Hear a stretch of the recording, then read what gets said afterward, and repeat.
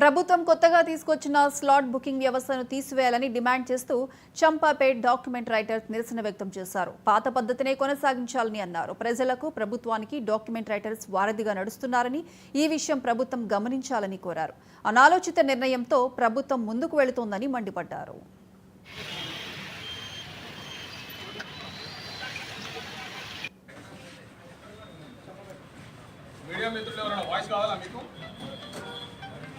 అందరికీ పూర్తిగా చదువు సంధ్య రాని వాళ్ళు ఉంటారు, లేదా హైలీ ఎడ్యుకేటెడ్ వాళ్ళకి మా అవసరం లేని వాళ్ళకు మేము బలవంతంగా ఇక్కడ నుండి అడ్డముండి మేము పనిచేస్తున్నాం అనే విషయం అందరు గమనించుకోవాలి.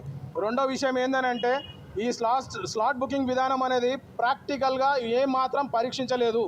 ఒకరు కొన్నారు, ఇద్దరు వచ్చి సాక్ష్యం చేసిరు అనే సిచ్యువేషన్స్ని మాత్రమే పరిగణనలో తీసుకున్నారు.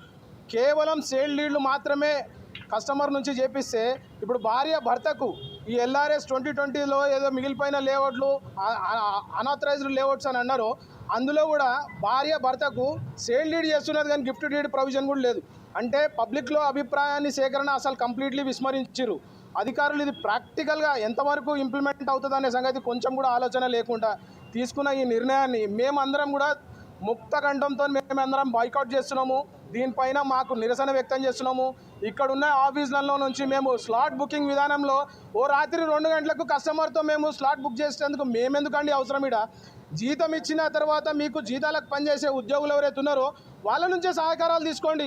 ఒక రోజుకి ఇక్కడ 40 మంది కస్టమర్స్ ఉన్నదే కదా, 40 మంది ఆఫీసులల్లో 40 మంది 4 కస్టమర్స్ని అటెండ్ చేస్తారు. అంటే 160 మంది కస్టమర్స్, 160 మందికి ఖాళీ సింపుల్ మే హెల్ప్ కౌంటర్ని కరెక్ట్గా నడిపి చూపించండి. మీరు వాళ్ళందరికీ పూర్తిగా చదువు సంధ్య రాని వాళ్ళు ఉంటారు, లేదా హైలీ ఎడ్యుకేటెడ్ వాళ్ళకి మా అవసరం లేని వాళ్ళకు మేము బలవంతంగా ఇక్కడ నుండి అడ్డముండి మేము పనిచేస్తున్నాం అనే విషయం అందరు గమనించుకోవాలి. రెండో విషయం ఏంటంటే ఈ